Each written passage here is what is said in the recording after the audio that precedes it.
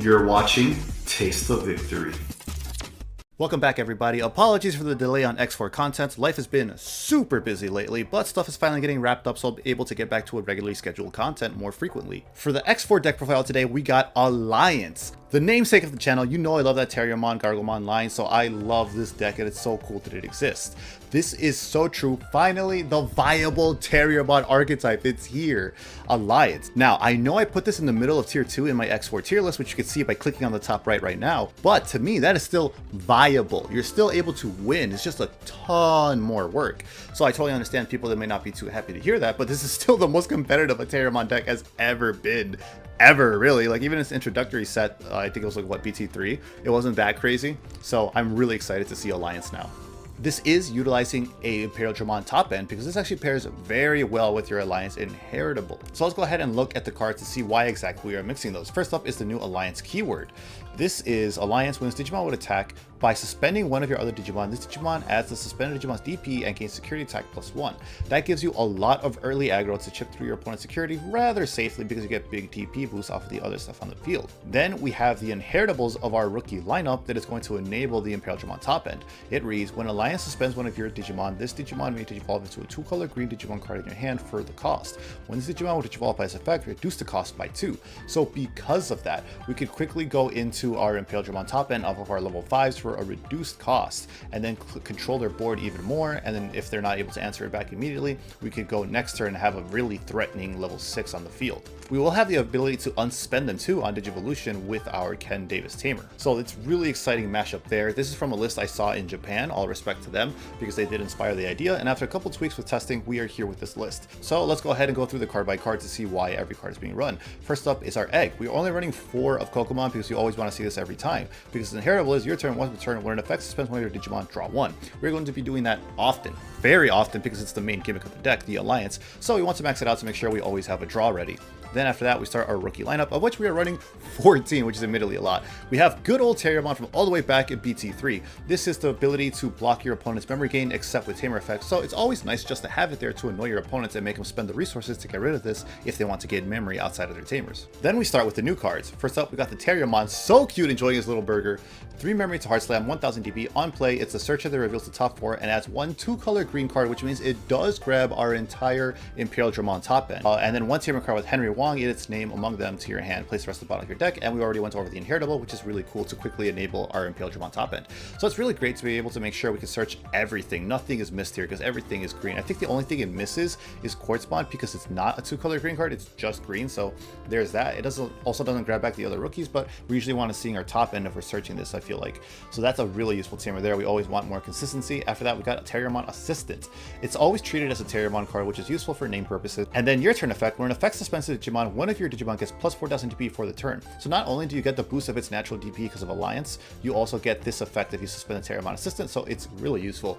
But it also has that ability to Digivolve up quickly for reduced cost with its Inheritable. The entire new Terriermon Lopmon lineup in X4 has the same Inheritable, so it's really useful to max out on those, or at the very least like 3 minimum of each of them to be able to make sure we hit that Inheritable. Then we got Lopmon, another searcher. This one adds a 2-color green card and Susie instead of Henry this time. Weird that they're inconsistent because Henry gets his dub name, but Susie doesn't. I'm not sure why there's that inconsistency, but it's funny to note.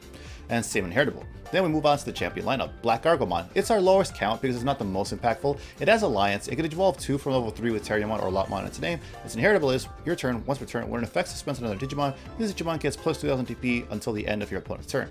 So it's pretty useful, but it's just a 2000 DP boost. So while it is impactful, we don't need to max out on it because we want the other champions that offer recursion and effects towards your opponent's Digimon, like Wendigomon. It is also level 4, same Digivolve condition, Alliance, and its Inheritable is when attacking, or rather end of attack, once per turn, if you have another suspended Digimon in play, return 1 green Digimon card from your trash to your hand.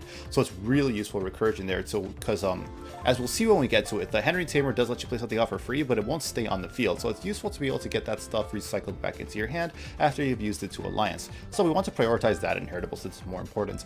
Then we have Turuiemon, Alliance and inheritable, end of attack, once per turn. If you have another suspended Digimon in play, one of your opponent's Digimon gets minus 1000 DP for the turn. I think we prioritize this over getting your DP bigger, because without swinging into your opponent's Digimon, it's still able to snipe stuff with the DP minus. Like, look at our 1000 DP Digimon. In the mirror, it would be able to snipe stuff like that. So I think we put this up at a higher count over BlackGargomon. That finishes our champion lineup. We only have 10 of them. We move on to our level 5s, which is all the Alliance archetype.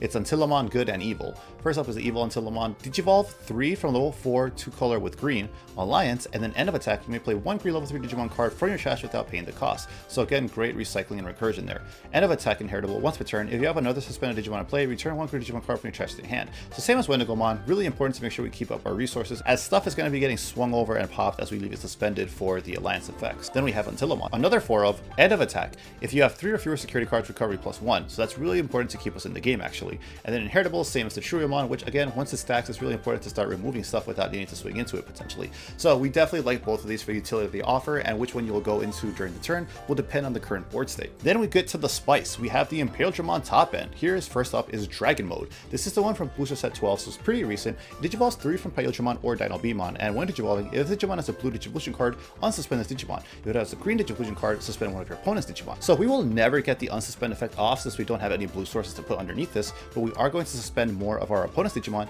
and we do have Ken and Davis to be able to unsuspend on Digivolution anyway, so it's not the end of the world that we missed that one effect. Then end of attack, this Digimon may digivolve into a Digimon card with Imperialdramon in its name from your hand for the Digivolution cost. When this Digimon will digivolve by this effect, reduce the Digivolution cost by 2. So we can quickly go into an Imperialdramon fighter mode for free with the special Digivolution cost with list the Digivolve for 2 from Imperialdramon Dragon Mode, and then when digivolving, it suspends all of your opponent's Digimon with no Digivolution cards, then return one of your opponent's suspended Digimon to its owner's hand. So we're already going to have a lot of their stuff suspended potentially, so it's going to help us clear board. By returning one Imperialdramon Dragon Mode from this hand, from this Digimon sources, place all of them at the bottom of the deck instead of the hand. All turns, this Digimon gets plus 1000 DP for each color in its Digivolution cards, while it has 2 or more cards in the Digivolution cards against security attack +1 and blocker. So yeah, any of our level 4s and up will help us trigger that effect, so it's really useful to get that stuff off. So it's a really threatening guy if they're not able to get rid of it by the end of the next turn.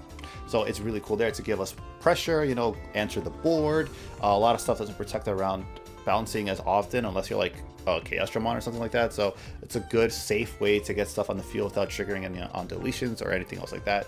And then you have a really big beater next turn that's security attack +1 and blocker, so amazing. Really gives this deck much more finishing power that it sorely lacked before. And we have a 1 of Quartzmon as kind of an emergency button, or if you see that you could go into it and win off of its trashing effect, you would go into it. When digivolving, suspend all other Digimon and all Tamers, then for every 2 suspended Digimon or Tamers gain 1 memory. All turns other than this Digimon, all Digimon and Tamers can unsuspend. When attacking, suspend one of your opponent's Digimon and Tamers, then trash the top card of your opponent's security attack for every 5 suspended Digimon and or Tamers. So a lot of times that trashing effect will win you the game, and if not, this will stall long enough for you to set up a board that will win the game. Quartz is a really great panic button. We have 2 green memory boosts because this will grab every Digimon in our line because everything is at least half green, so it's really good for consistency, and then gain back the 2 memory to extend plays later on. After that, we have a new card introduced in the set. This is Heaven's Judgment. This card is ridiculous. 7 memory. While you have a green Digimon or Tamer in play, you may use this card without meeting its color requirements, so we don't care if we don't see Henry or Antylamon or something like that. Main, activate the effect below. For each color your Digimon have, activate it again. One of your opponent's Digimon gets minus 6000 DP for the turn. So by default, you're doing minus 6000. If we have a Turuiemon or any of our level 5s out, or anything with dual color, we are then doing 12,000 more for a total of 18,000 for only 7 memory. That's ridiculous. And we are running 3 of this to make sure we could like see it, or if nothing else gets stuck in our security, because out of security, it does minus 12,000 DP to one of your opponent's Digimon for the turn. So that'll delete it a lot of the times in security, help us there. So really, really good card there. It's going to basically remove anything that doesn't have DP protection. It's insane. After that, we're just rounding up the list with our Tamers. First up is Ken Davis. He is fantastic. 4 memory. Start of your main phase. If you have a blue Digimon in play, gain 1 memory. If you have a green Digimon in play, gain 1 memory. So we're always, at the very least, getting the +1 off of the green. And eventually, if you get Imperialdramons out, you do get the 2 memory gain.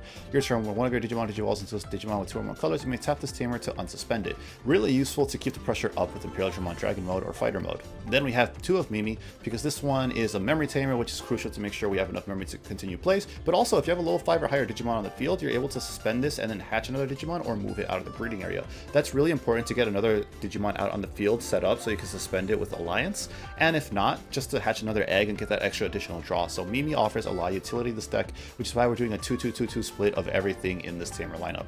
Finally, we have Henry, Wong, and his sister, which is introduced in the set. For memory, start of your main phase, if you have one or fewer Digimon in play, you may play one Terriermon or Lopmon from your hand without paying the cost. Digimon played by this effect can digivolve and are deleted at the end of your opponent's turn. So that's pretty cool, because at the very least we could recycle all of the stuff deleted with that, with the Wendigomon and Antylamon line. Your turn, when one of your Digimon with Terriermon or Lopmon is Digivolution cards would digivolve, by suspending this tamer, reduce the Digivolution cost by 1. So we are able to reduce costs and get up pretty quickly into a more offensive pressure and stuff with the Alliance printed on it. So it's a really cool deck. I love this a lot, because really shout out to everyone who thought of this first, because this is not my original idea. This is so great because it combines like my favorite stuff of Digimon. It combines tamers and it combines O2 mons. I love it.